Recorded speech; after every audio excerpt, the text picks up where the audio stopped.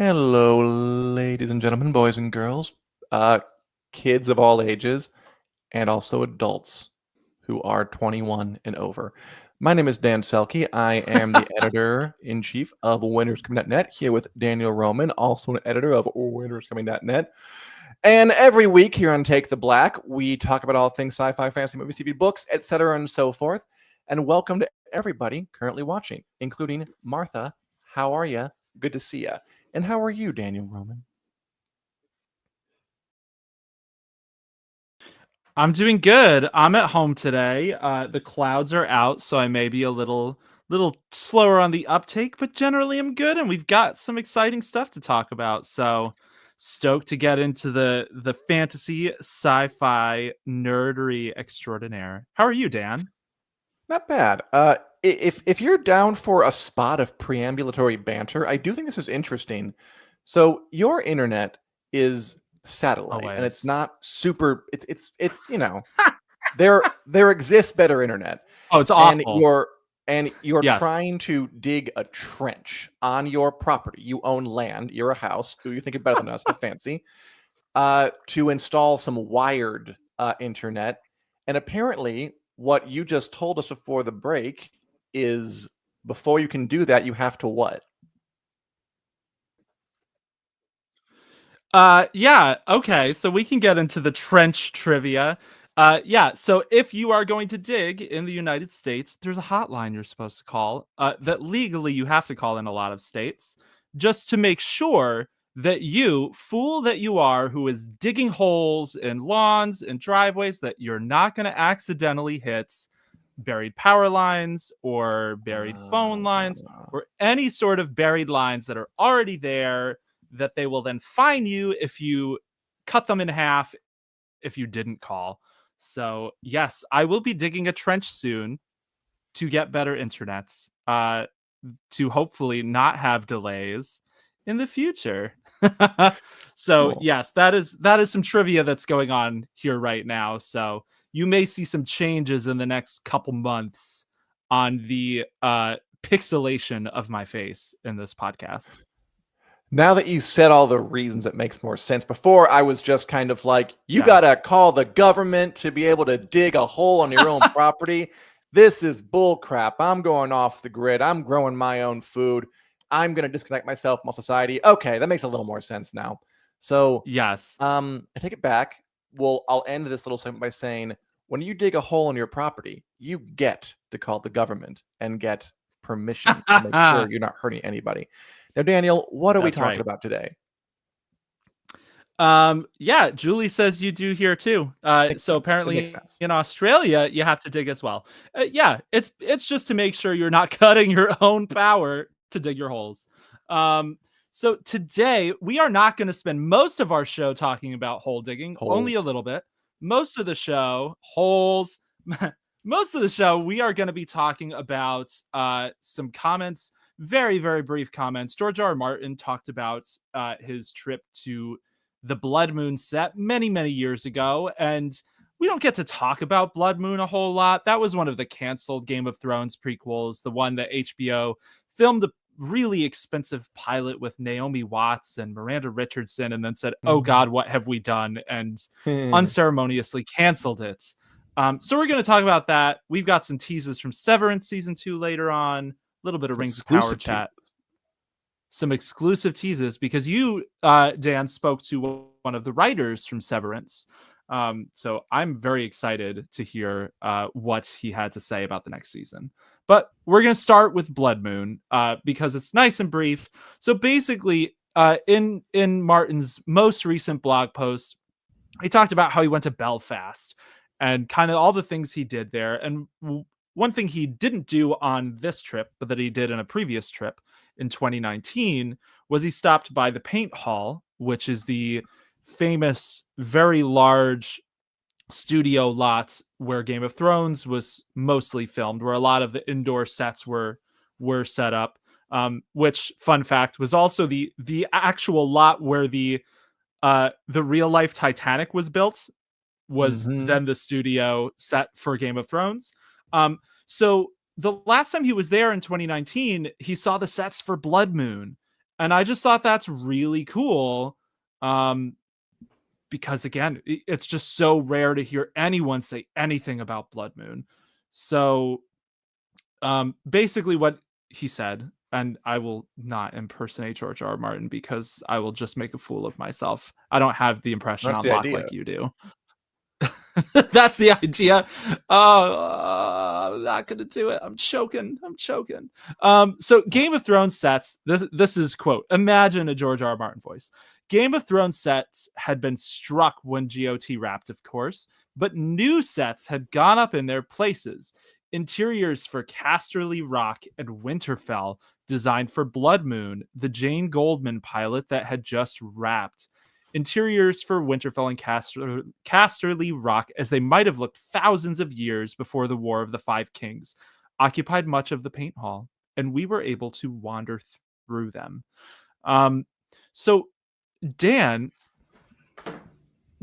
what are your thoughts about Blood Moon? Do you think we will ever get to see this thing, or do you think we are destined to just get teases like this to stoke our curiosity till the end of time? Oh, we'll never see it. Blood Moon was a Game of Thrones prequel set like thousands of years before even House of the Dragon. White Walkers come. They did a pilot. They spent money on it. Before they decided, nope, we can't go ahead with this, and then they went with House of the Dragon and A Night of the Seven Kingdoms instead. I don't think we'll ever see it. It's just an interesting curiosity of Westerosi history. Sometimes, Yeah. If I were an HBO executive, like I am from between the hours of 1 a.m. to 8 a.m. in my dreams, I wonder if I would try to repackage things and sell them off. Like tomorrow, they are opening this giant Game of Thrones auction where they are going to auction off 900 like props, costumes, pieces of pointy furniture, wink, wink, that they used on Game of Thrones for thousands of dollars. And I'm sure they'll make a pretty penny off it. Like I'm just saying right now, if you wanted to put this unaired, aborted, canceled Game of Thrones series Blood Moon on DVD, I'd buy it. I'd give you $15. Like I would do it. So a lot of some of those are the business ideas that I can't actually monetize because I don't have access to this kind of IP. It is crazy though. Like I agree with that. I'd be right there with you buying the copy of Blood Moon. I wonder with something like this if they can't even really repackage it because like was it even done with editing? Like was it even really a watchable hour of television when they canceled it, or was it still kind of being put together? But yeah, it was set, like you said, thousands of years before Thrones. Starred Naomi Watts, Miranda Richardson, had Jamie Campbell Bower, who's Vecna from Stranger Things. Baby.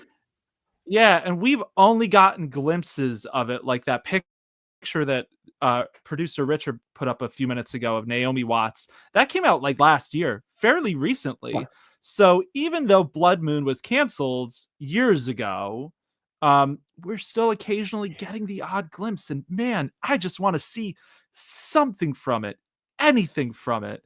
And I wish you were an HBO executive, Dan, because selling things like Blood Moon or like whoa, where have special features gone? It still baffles me we don't have House of the Dragon with deleted scenes for either season. Yeah, that's so HBO, weird. like, it's so weird. Let us give you our money, please.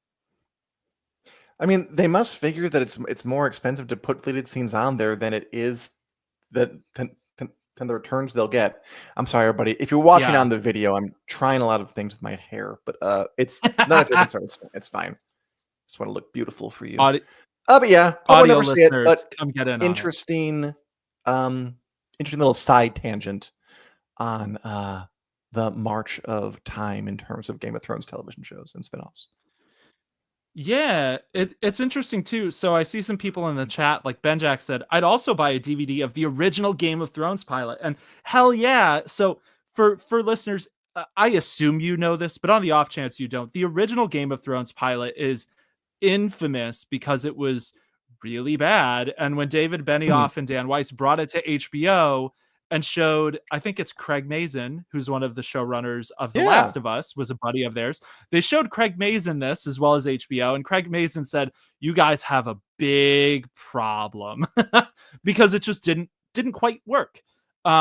and then they I don't remember who they basically HBO gave them like a seasoned TV exec to help them redo the pilot and do the series, and Mhm. that worked. But yeah, there are all those sorts of oddities where it's like at this point they're like historical artifacts, and whether we ever get it, I doubt we will. But like you said, people would pay for it, packaging and all that aside. So maybe Yeah. one day. Um, and it's interesting because now when George R.R. Martin tells the House of the Dragon producers you have a big problem, instead of going back to redo things, they say, "We have faith in our creative team, and you have to change things, and it's okay." And by the way, thank you to Well, Julie and the others for complimenting my hair. I appreciate it. um, yeah. So that's funny though, because Martin liked the original pilot. He also cameoed in Did he it, really? so that was his. He has said that he enjoyed it, but he recognized Hmm. he was probably too close to it to have an Sure. objective opinion. Um, so that he was not the one saying this is not going to work. That was fully HBO. But yeah, Hmm. it is interesting times to go from there to where we are now, which is in turmoil in the realm. I But think a large part of being a creative is probably trying to figure out which voices, both inside your head and without, to listen to and which to ignore. Um, sure, I'm yeah, sure it's a lot harder to do than we all give it credit for. So it must be very, very difficult. Um, yeah, it's got to be tricky, even on like a small scale. Like, who do you listen to and who do you tune out? It's pretty insurmountable task sometimes. So I don't envy any of them, and rah rah to all. yeah, I feel like that is definitely a part of that journey, I am sure. Um, but so Blood Moon aside, Martin, he did talk the whole Blood Moon thing, and that's really all he said. So not a lot, but again, Yeah. anytime someone mentions anything with Blood Moon, we got to talk about it. But that was all a preamble to the fact that when he visited for Blood Moon, the Game of Thrones museum was there in the paint hall on that studio lot, Mhm. and now when he went back in Okay. 2024, it's no longer there. It has moved to, I believe, the town of Banbridge. Yeah. And it is monstrously huge compared to what it was the first time he saw it, where he thought it was pretty cool.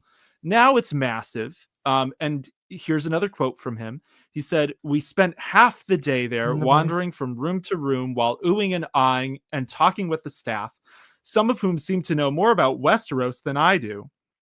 A warm and friendly crew, they were so welcoming to all the visitors, Starks, Lannisters, and White Walkers alike.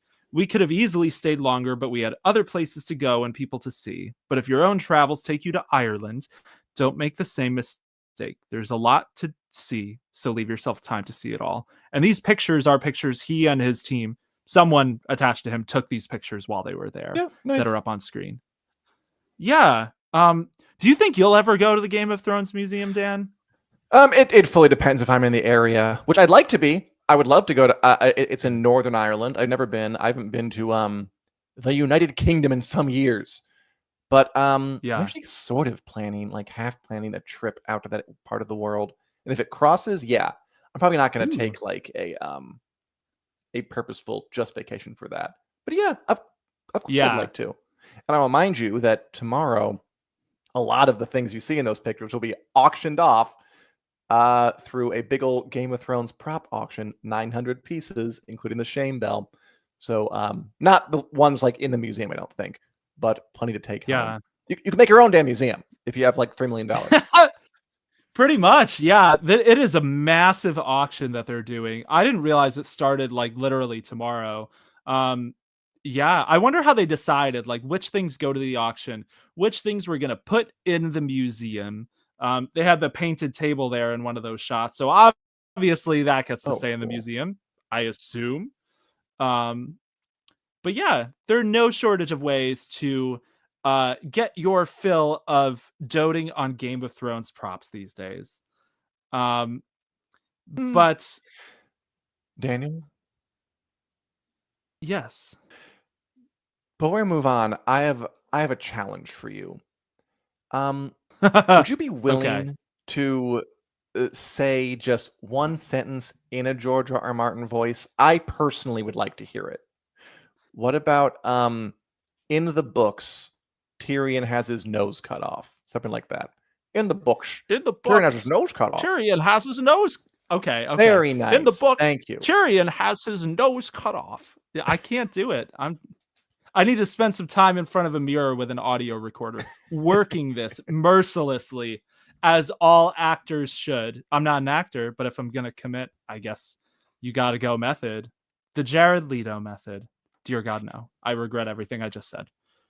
There is this, I still love it. There's this great supercut of George R.R. Martin doing Game of Thrones commentary tracks.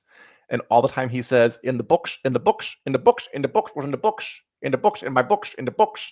And that really helped me get into the character. That's really good, too. It's great. And as Ben Jack says, yes, Ryan Connell, House Second Showrunner, does have a podcast about props, which is pretty cool. He's a dork that way. Yeah. And pretty interesting stuff. Daniel, what else is on the agenda for today? Yeah, so moving away from Westeros, one thing I wanted to ask you about, Dan, is that you spoke to one of the writers from Severance recently, both about his own short film as well as Severance season 2. Tell us about it. What takeaways did you have from that? I'm very curious. Yeah. So we here at winterscoming.net are not just people who jaw about sci-fi fantasy. We also make sci-fi fantasy news. So I got to talk to Mohammed Al-Masri, who is a writer on the second season of Severance, which is Apple TV Plus's really cool sort of mind-bendy sci-fi show about people who are working in an office who have had their consciousnesses severed such that they do not remember anything from their lives outside the office when they are in the office, and nothing about their lives in the office when they're living their outside lives. What a conundrum. It was really great. You can go read the interview on winterscoming.net.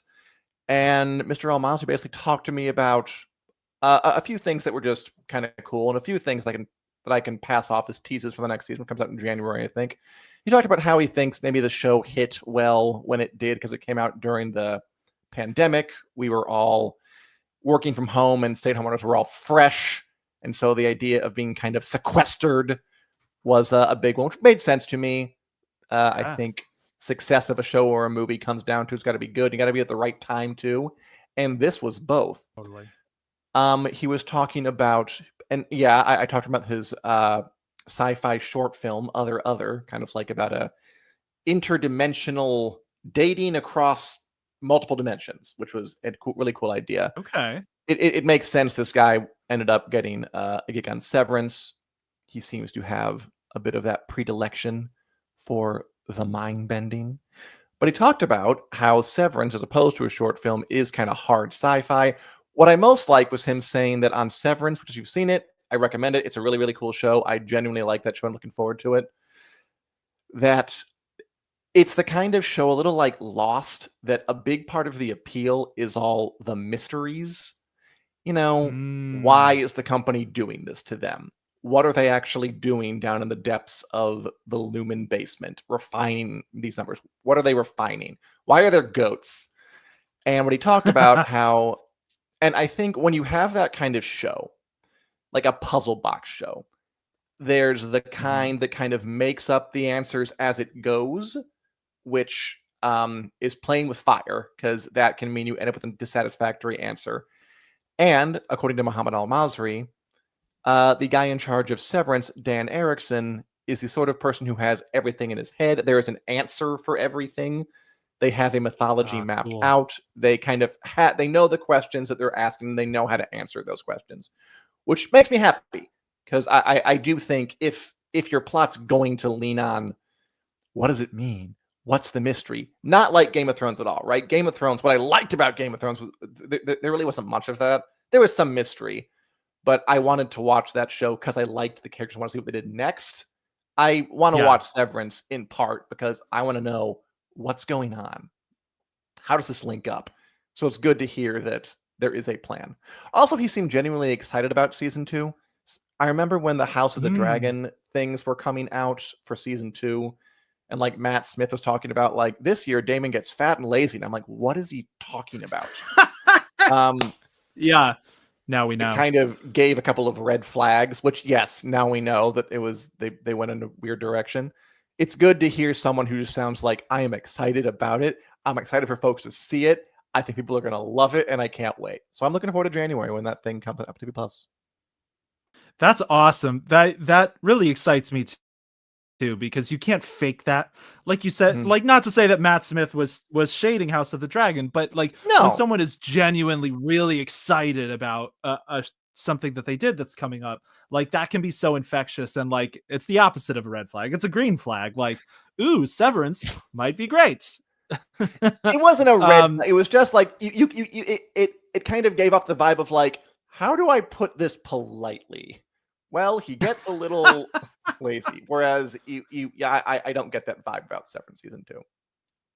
Yeah, there were a few, I don't want to say comments like that, but like Emma Darcy talked about missing working with Matt Smith. Like, Olivia Cook talked about scenes she did that were cut that she was like, why did I do this scene? There were, I don't want to say shade, but there were comments that made me raise an eyebrow and wonder Sure, what an the hell eyebrow. was going on. And there were eyebrow worthy comments at best. But Severance, that show has been 3 years. We've been waiting. We will God, have been waiting for incredible. season 2 by the time it comes out, it's so tough, this television landscape, because I really enjoyed Severance. I watched it when it came out, but like I'm gonna have to really muster up some motivation for the second season by the time it's here. But if it's as good as Mr. Al Masri makes it sound, probably won't be an issue. I was lucky. I watched it like earlier this year, and even I'm finding it hard to wait. But at least it's fresher in my mind, so good Yeah, for me. yeah, totally. So that's all really exciting. As Dan said, you can read that interview on winterscoming.net. If you're watching us on YouTube, I believe you can also watch it on our channel. So head on over to the channel, click like and subscribe, go visit our page, and you should be able to find it there in our interview playlist. Mhm. Uh, um, or in the chat, because producer Richard takes no prisoners, or Dan, or whoever put that there. Um, but do you have anything else you want to say about Severance before we move on to another fantastical series? Just thanks for Muhammad Al Masri for talking to me, and feel free to talk to me again. It was fun. Yeah. Um, so the next thing we're going to talk about is the Rings of Power, and we're going to do this a little briefer than last week, because last week we had a really big kind of dedicated show to Yeah. Rings of Power season 2. But Dan, you were the only one who had seen the finale by that point. At this point, our viewers have seen it. I've seen it. I wanted to kind of open the floor for a post-mortem. Anybody in the comments, Mhm. let us know what you thought of Rings of Power season 2. Um, I'll just start by saying you were right. You were very right, Dan. The finale was pretty good. Probably the best episode of the Mhm. season. No, maybe the Um, series. Maybe the series, which kind of bodes well, right? It feels like the finale was kind of I don't want to say cat's out of the bag, but like Sauron's making plays now. He's stabbing Galadriel, he's Yeah, killing Celebrimbor, which that scene, it was that good. was it was a okay. I feel like the Rings of Power, one qualm that I have with it, and with a lot of these shows, House of the Dragon actually has this issue too. Because they're prequels to beloved properties, they feel like they must be self-referential. And Yeah. sometimes that works, and sometimes it makes me That's cringe or true. laugh. And I will say, I loved the Celebrimbor scene, but when he called Sauron the Lord of the Rings and then Yeah. croaked, I cackled. I was like, no, seriously. Even though like it's like he is like it's fitting, it's not even like that's a stretch, but it just feels like a stretch. I thought Um, it worked in context, but I agree with you that the trope of say the title is kind of an invitation to cheese. It's like, you know what, Will Smith, we truly are bad boys for life. Like you just shouldn't do it. It just doesn't really feel. it takes you out of the experience, I think. But I thought that worked, as I don't think anybody knew what the Lord of the Rings was, and I loved that Yeah, scene when I was me too. we also got to interview a bunch of folk from the Rings of Power. I interviewed Charlie Vickers, who plays Sauron, and basically the entire interview, because we only had 5 minutes, was just me saying that scene was awesome. Talk about that scene. Oh, you did? Okay. How about talk about the scene some more? Because I loved that scene. I thought it was maybe the best thing they've done. Yeah, I agree. That and the scene in the previous episode where Celebrimbor breaks out of the illusion, I Mm, thought were some of the best scenes the entire series has done. I liked the sword fight with Galadriel too, where that's Sauron's fun. kind of shape shifting. It was fun. Yeah, it wasn't my favorite scene.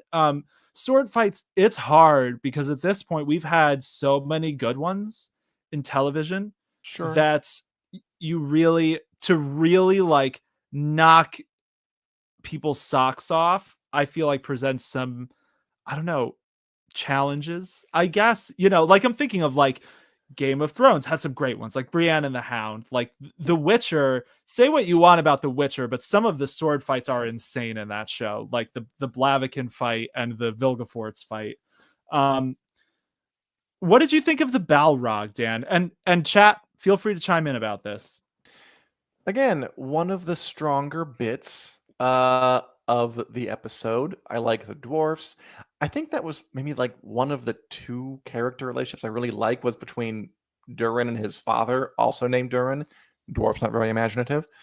And yeah, seeing the older dwarf fighting, the leap into battle slow mo. That was like slow mo used right, slow mo use in a not showy, ostentatious, kind of lame matrixy way, but to kind of preserve this moment in Durin the Younger's Yeah. memory forever of his father leaping into battle against this thing. It was nice. Um, I mean, I kind of feel like they're stretching it out a bit because I guess that's just the end of Sure. the Balrog for now, even though maybe it's just me knowing the foreknowledge that that's what chases the dwarves out of Khazad-dûm eventually now, I guess. But later, come back. Those are the two good bits. I agree with Julie overall, by the way. I sort of liked it, but it was kind of messy. In the end, it made sense. Like, I liked those parts. I thought the stranger bits were pretty out of nowhere and whatever. The Numenor bits were about as out of nowhere and whatever as they have been. It felt like for those Yeah. scenes, an episode was missing. Like the strangers just Yes. sorry, Gandalf. It's just wandering around the Gandalf. store village at the beginning, and I'm like, how did he find that? I thought that was supposed to be like the thing he's looking for. He's there. Kirian Hines, Dark Wizard's there, just says some things. Let's be friends. No, okay. Well, piss on you. Here, stones go down. No real build Yeah. up, no real spark there. The Numenor stuff also, it kind of seemed like he jumped right to Alfetta's own. And by the way, these names I know because I've watched the show closely. I don't think they're terribly memorable characters. So I don't blame anybody for not knowing them, which is a problem the show has. It's up, it's down. Yeah. Some plotlines are good, plotlines are bad. It's a decent watch, and they did a decent job with this decent season and a decent finale. Is it a great, Yeah. wonderful, like heart thumping, earthquaking show? Not really, but I enjoy it. And if they were able to get seasons out every year, I think they could really have something. Yeah, I think it was more or less an improvement on season 1. It's a little uneven. I Sure. agree with what you're saying, where some plot lines I enjoyed a lot. The dwarves have been like kind of universally praised. I haven't Yeah, seen a they've single been person online great. or anywhere shitting on the dwarves. Like people, it seems like people really liked what they did with them. Um, the Gandalf stuff, the Tom Bombadil, I liked the last scene of them, singing over tea or what have you. But it did feel kind of, I didn't expect when they were like, we've got Tom Bombadil this season, that it was going to be like the core of the Strangers season is hanging Oh, out bad with idea. Tom Bombadil. Yeah, Yeah. bad. And that, I mentioned this last week, but when you've got stuff like that, like, there were scenes from the finale in some of the trailers, and that to me is kind of a production red flag of if you're front loading stuff from the end of the season to make your trailer look good, it doesn't bode well for everything before that. Um, so yeah, Rings of Power, I am glad because Netflix canceled its show Chaos this week, which we'll talk about during the lightning round. Oh, that's how you pronounce it? Okay, I get it. Yes, Chaos. And I liked that show. I thought it was really good.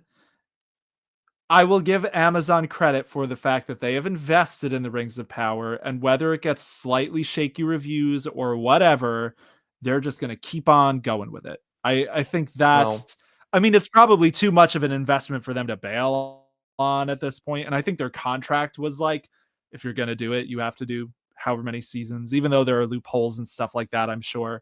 Yeah, so I give them credit. The word on the street is we're going to get a season 3 renewal any day now, is basically what the Hollywood Reporter said last week. So we'll see. I mean, yeah, but the very fact that we haven't gotten one already, I don't think is a like sterling sign of confidence. If they were really over the moon about the performance and the reception, Mm, critically and in terms of fans, I think we would have already had one.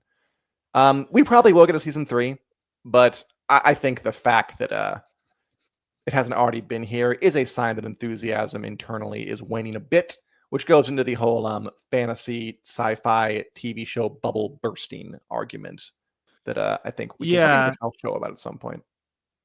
we could. That would be fun. I'd be interested to, now here we are, like 5 years after the end of Game of Thrones, when all the Mhm. studios were like, let us have the next Game of Thrones. Like, now it's starting to collapse in on itself a bit. That would be a fun one to talk about. Um, so I do wonder if we might get an announcement at Comic-Con, because New York City Comic-Con, I Mm. think, is this weekend. So it's possible they're holding off to do it there. Um, JP says, Daniel, they don't have a choice, they being Amazon. They've already paid for the rights, and they don't have any other content. Sure To which they I say, do. whew, JP, coming out spitting fire here. I mean, I like the Wheel of Time personally, and I know there are a lot of people who don't, but I think that is a much stronger show than the Rings of Power at this point. Amazon's not Um, bad. Like they got The Boys, they got Fallout, they got The Wheel of Time. Their biggest show, I think, Fallout. is like Jack Reacher, which Yes, it is. is another reason I think the bubble will burst, because as we see, like we can get that many viewers off a show where like a 6'6" guy walks around looking strapping. That's a lot cheaper. Pretty So much. we'll probably see Yeah. a pivot toward that in a minute. Amazon's not doing too bad though. Yeah. No, they're not.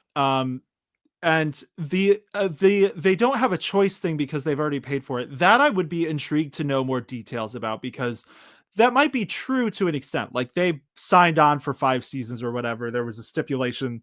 They're buying the rights. They had to do it within X amount of time. Um, at the same time, we're talking about Amazon here, like one of the biggest companies in the world. Like, that they leave themselves loopholes to get out of disadvantageous situations. Um, but yeah, so we'll see what happens with the Rings of Power. We'll see when we get a season 3 renewal. It's reportedly getting an almost completely new writers' room for season 3, which I don't really know what to make of that. Like the showrunners are still there, but they're getting new writers for the rest. Could just be contracts expiring or something. We don't know enough that I'm concerned about that.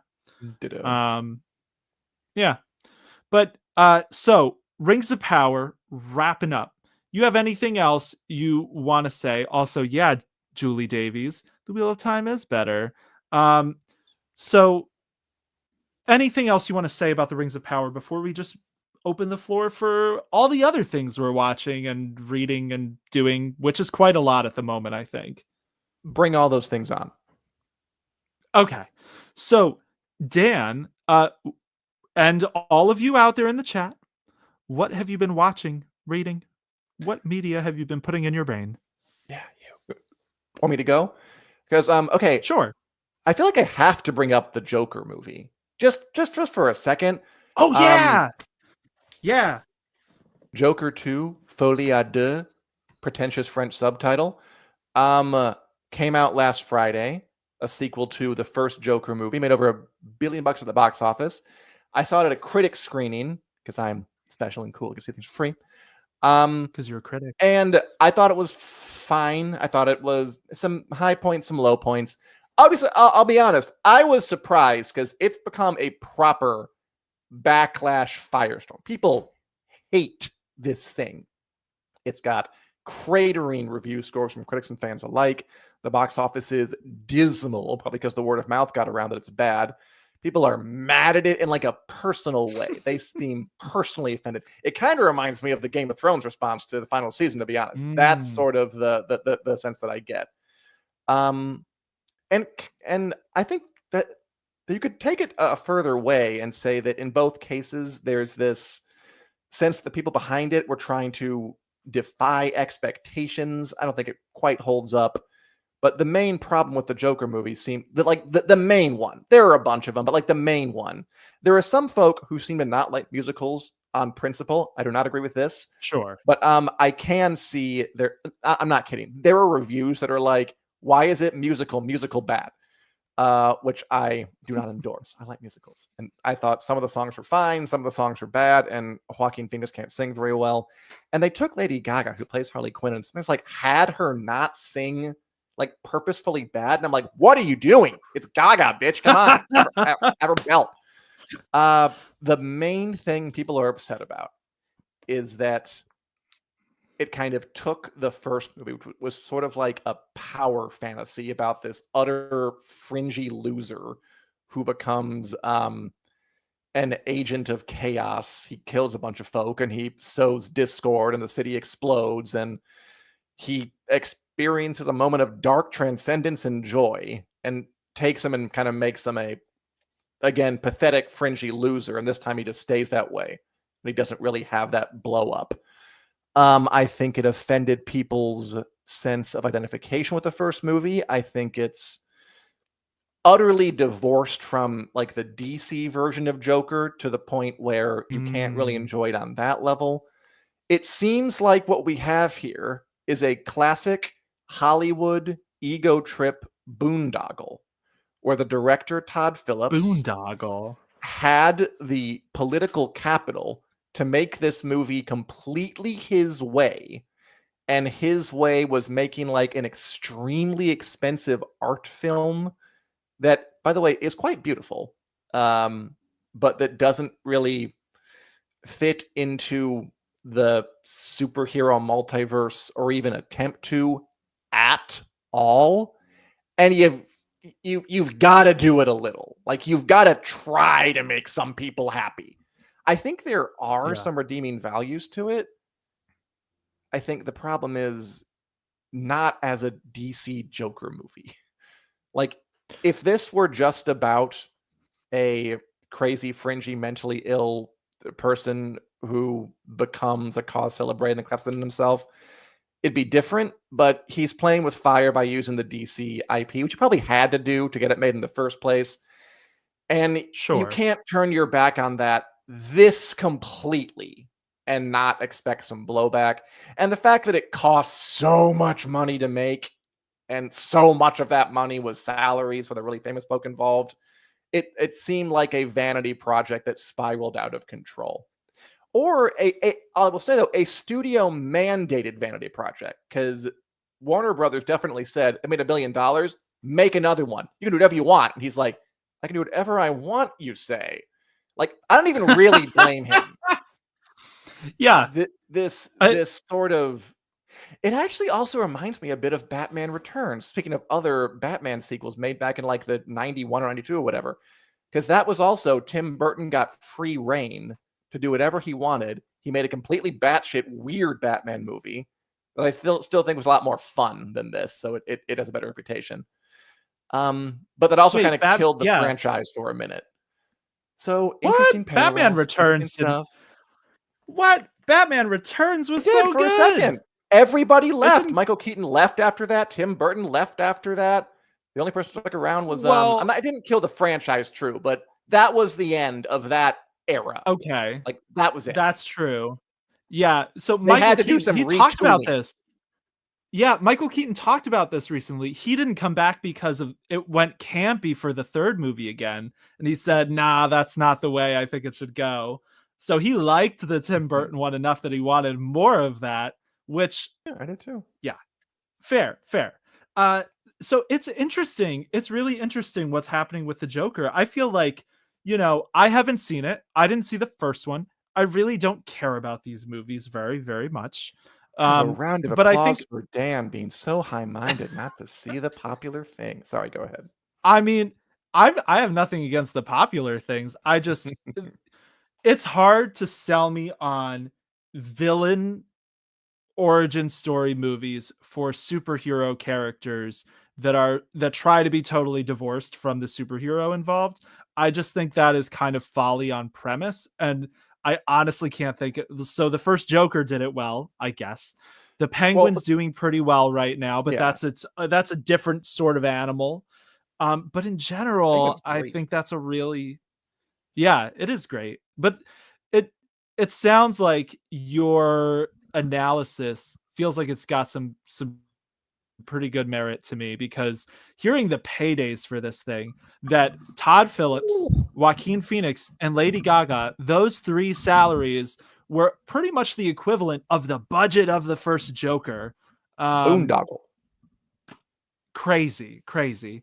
And yeah, it I do think it's interesting because, like you said, the first Joker was like playing to this idea of this loser character pushed to the brink, becomes an agent of chaos, blows shit up, people cheer.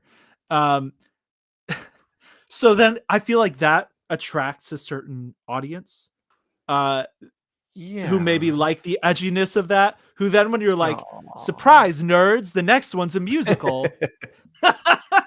Like, it Not almost feels like trolling that a little bit. And like, I like musicals, so I'm not hating on musicals at all. I just think that's kind of funny. yes, and that was the like, I think Rolling Stone had a pretty apt review that was like, and it wasn't about the musical part. It was more about the way it didn't follow through on the power fantasy, that Joker Folia deux says, "Fuck the fans," which is kind of the sense that a lot of Yeah. people have about it. And I think there is some truth to that. It did not give what people wanted it to do. And it was I don't want to talk about the musical part anymore. I like some of the music in it, and then some of the other parts I didn't like Sure. it as much. I mean, Gaga sounded great when they allowed her to sing. That there were a couple of When really does good she not? sequences. Yeah, Yeah. when they order her to constrict your voice and don't sing well, that's when. But I that's wonder if not that why was it part of failed. like why she signed on. She was like, ooh, that sounds like a challenge. Sound 12 million bad. bucks probably They, helped they were too. like, they were like, look, Lady Gaga, we want to hire you for this auteur art film, and here's your challenge. You have to sound bad. And she was like, I've never done that. Sure. Um, Bad you sound. no, but yeah, so the Joker not doing very well at box offices. We had this on the lightning round, so we may end up skipping that when we get there because we had to talk about it here. I Um, had to. so Dan, anything else you've been watching? Is that the main one for this week? No, not really. 'Cause I just want to say also, I disagree with you a bit about the villain origin story thing. Normally, I'd say, yeah, don't do that. I think the Penguin's my favorite thing on at the moment.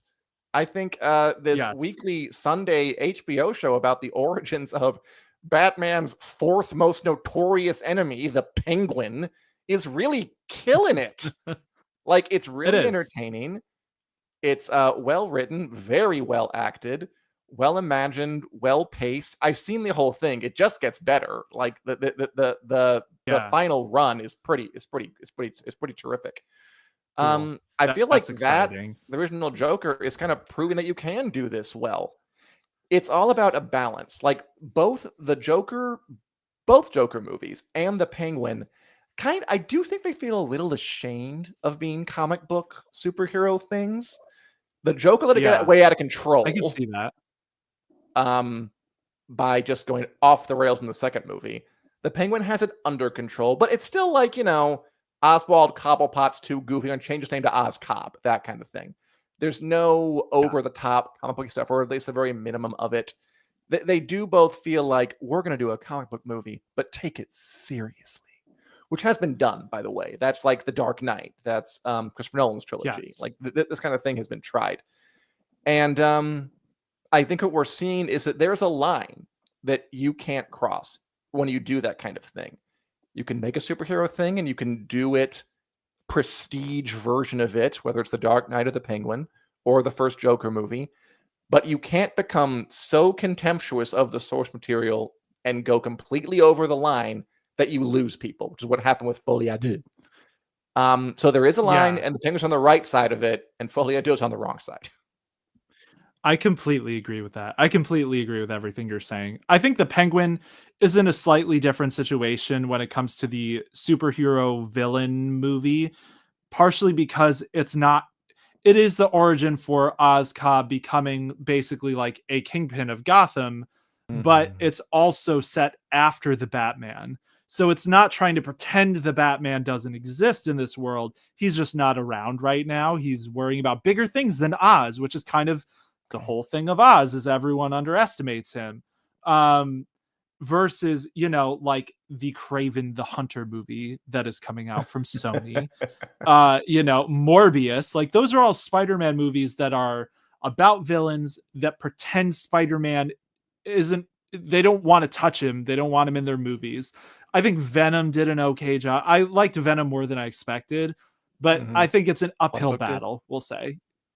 I think, but yeah, it is interesting to have two DC properties on now that are so firmly on either side of the line, because the Penguin is, again, people seem to be loving it. I have not heard a single bad thing about the Penguin, and the Joker is turning people into crazed lunatics in a way maybe the Joker would approve of, but the studio execs In a certainly roundabout way. don't.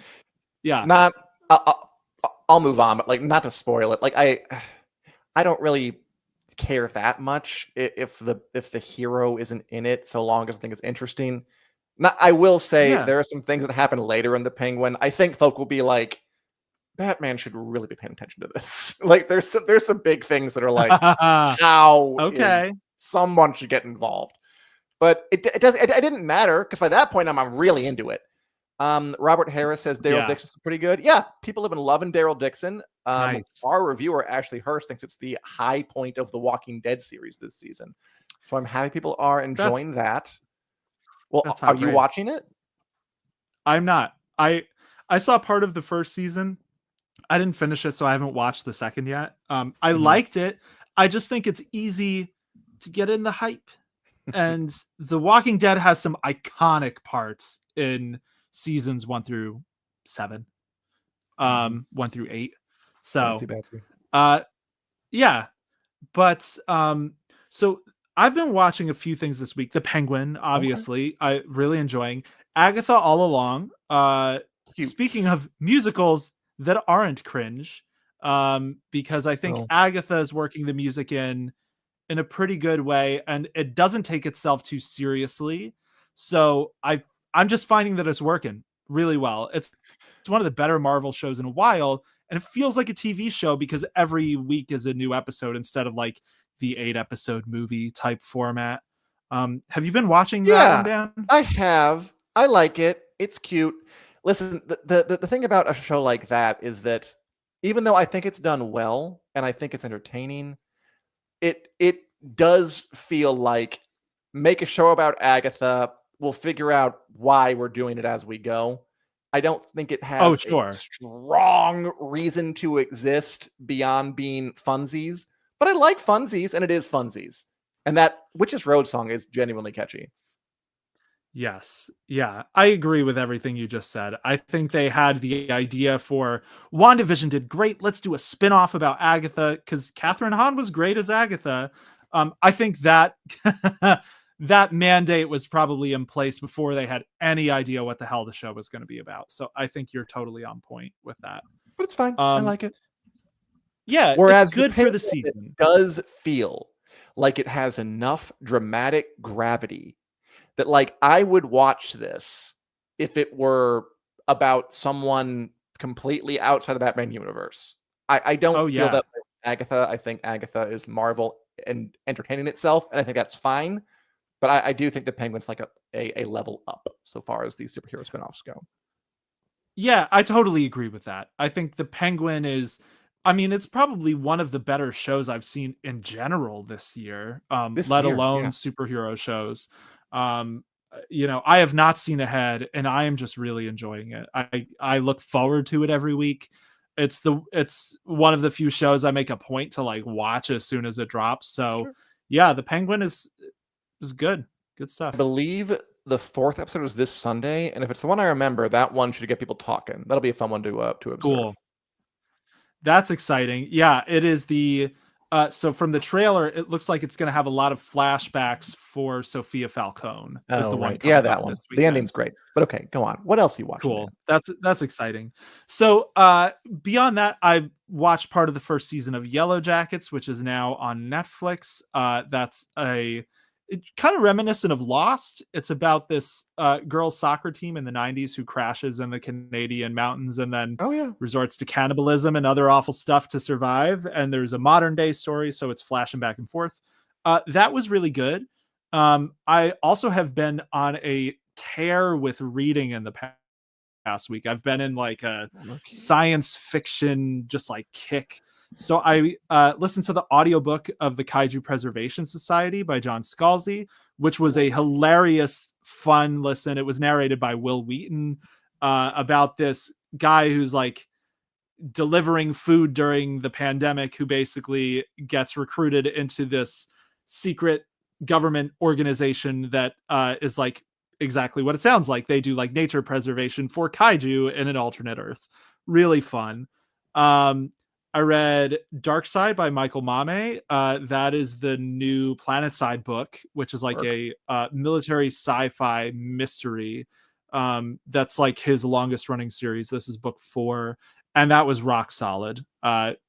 Retired colonel who gets roped into solving mysteries for missing persons. Corporations are always involved, screwing everyone over. Few authors. So Michael Mame is an actual combat veteran. He served in the military for years. He writes those sorts of action scenes like few other authors that I've read, probably Cool. because he's actually been in hairy situations.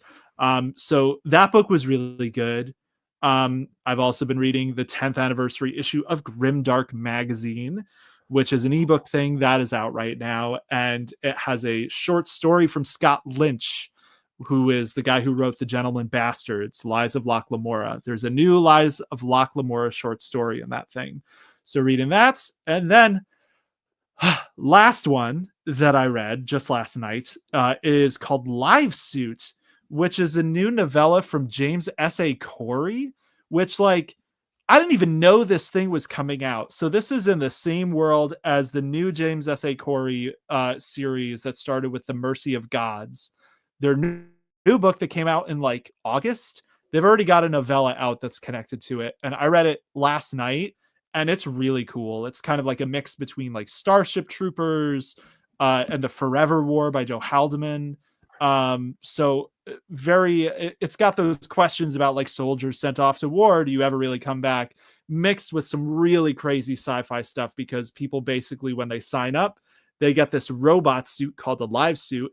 And once you go in it, you're just like basically a robot for the duration of your tour. You don't eat, you don't sleep, you don't do any of the things a normal person does. So that was really, really good. And I'm now even more excited to see what they're going to do with this series, which is their first new series since The Expanse. So yeah, that's what I've been Yeah. into. A lot of books. I read your review. It'll be go up in a couple site in the site in a day or two. Yeah, it sounds really cool. Live suit. Not a fun, interesting kind of spooky sci-fi concept. So good for Totally. those two men. Yeah. Victor says James S.A. Corey is creating content exactly the way I want authors to do it. Big novels and lots of novellas and short stories in between. And yeah, I agree with that. And they are so good. So I keep saying they because James S.A. Corey is 2 people. They are amazing at this. They did it with The Expanse too, where they released like short fiction between each of the books. And the books still came out like a year apart, like clockwork.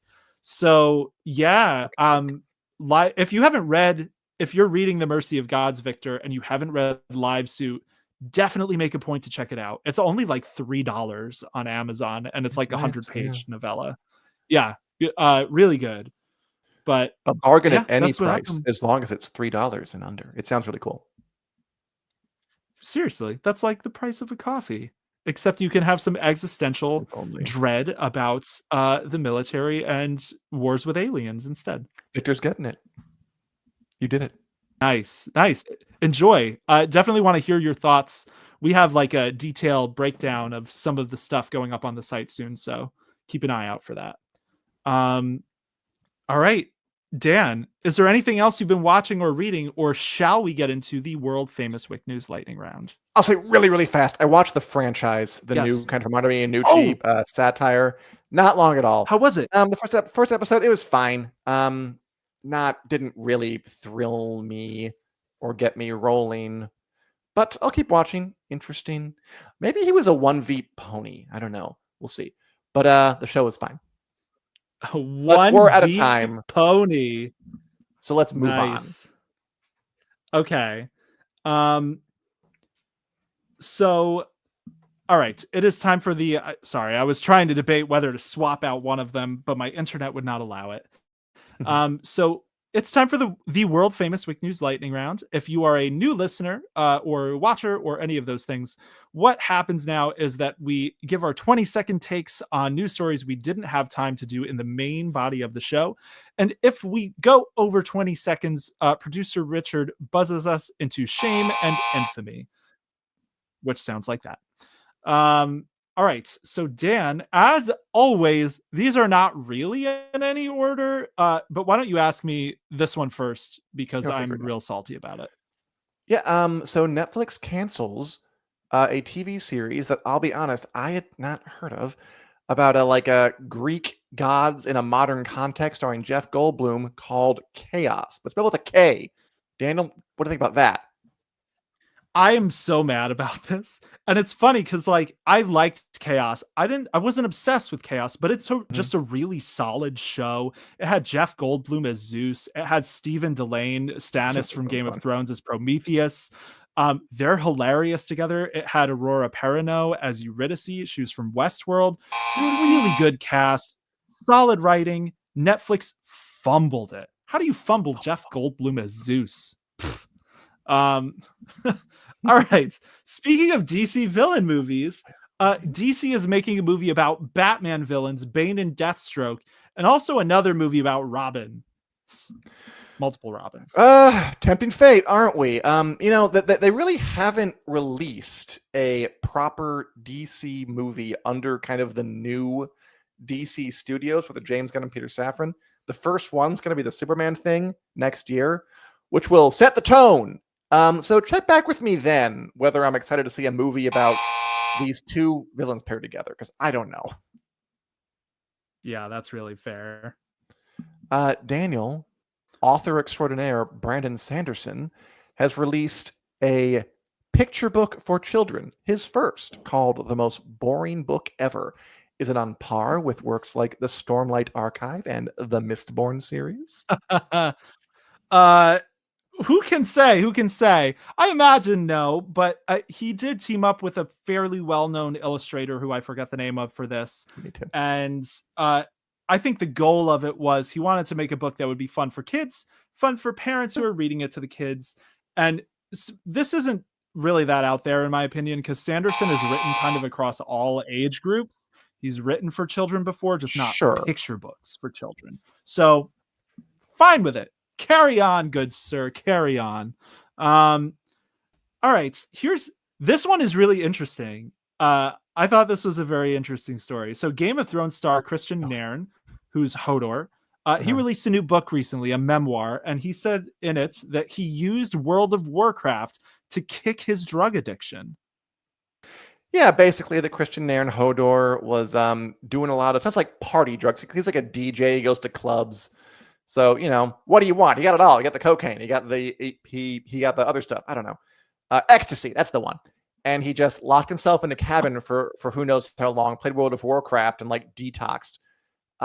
Which, hey, put that on the box. All right. Why don't they? They should. People were so worried about Warcraft addiction. True. Little did they know. Well, it could be worse. and we have the answer to prove it. Daniel, thanks for not asking me this very sensitive one because you've seen Outlander and I haven't. Outlander star Tobias Menzies, who also played Edmure Tully in Game of Thrones, disagrees with other Outlander star Sam Hune's take on a very controversial sexual assault scene that happens in the first season. Care to elaborate for 20 seconds? Yeah, so this is really fair. Sam Heughan basically talked about how traumatizing it was to do the Wentworth prison scene, which is probably the most infamously brutal scene in the entire show of Outlander. Even I know about it. Let's put it this way. I haven't rewatched that scene, even though it's a great episode. Tobias Menzies talked about how they were just doing a really awful, brutal depiction on there, and it made him sad to hear how hard it was for Sam, basically.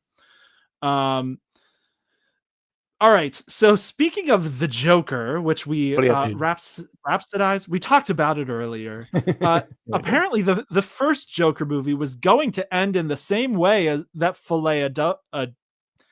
Joker 2. The same way that Joker. It was going to end similarly to that thing Dan just said, but Christopher Nolan vetoed it. I'll just spoil it. At the end of Folie à Deux, one of the main characters, he turns himself into Heath Ledger's Joker, which is gonna happen at the end of the first one, where Christopher Nolan's like, "How about no?" And then Christopher Nolan fell out with Warner Bros. After they released all those things straight to streaming, so he doesn't work there anymore. So he wasn't around to say no to the second one, so they just did it, and nobody liked it. So another reason to happen. Yes, I like Victor's idea. Joker 2, Chic Filet. Okay. We're doing a lot of DC superhero stuff today. Daniel, there's a lot. HBO's making a Green Lantern TV show, which, you know what? After the Penguin, I'll give it a chance. And they've cast Rebel Ridge star Aaron Pierre, also a French name, as lead Green Lantern character John Stewart, no relation to the Daily Show comedian. I love this. So Rebel Ridge is like a thriller movie that is on Netflix. Aaron Pierre, it was like a star-making turn for him because John Boyega backed out at the last minute. So Aaron Pierre got this job. He was amazing in that movie. I love to see this for him, that he's now cast in the HBO Lanterns show.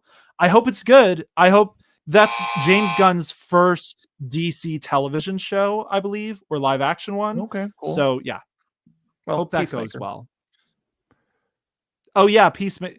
That's true. I always forget Peacemaker because it came out before the regime change. It wasn't bad, but Peacemaker was fun. I enjoyed it. I hope it has different vibes than that, but is equally as good. So let's end on a note talking about sales. So apparently today there are big sales going on Amazon. It's Prime's big deal days. But for us, a thing that means that's especially exciting is you can get the works of Game of Thrones creator George R.R. Martin on insane discounts. Tell us about this, Dan. Yeah, also Game of Thrones, the complete series, House of the Dragon seasons, it's all discounted. Amazon has too many of these days. I feel like there was there's like Prime Day, and there's like big Prime days later in the year. It's one of those things, if something's always on sale, is it ever really on sale? But if you want to buy crap, now is the time. Go to Amazon, give them your money. Give them your money. All right, Daniel, that is our show. That was a lot of fun. I had a good time. I had a good time seeing all of you guys. Same. Thanks for watching us.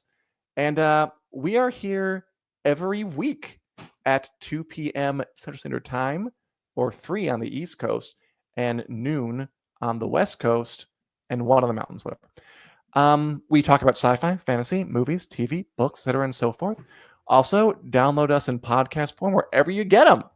Wherever you go to get your podcast, we're there. And remember, next week, join us at Central Standard Time on Wednesdays at Folie à Deux o'clock. Goodbye, everybody. Nice. Take care.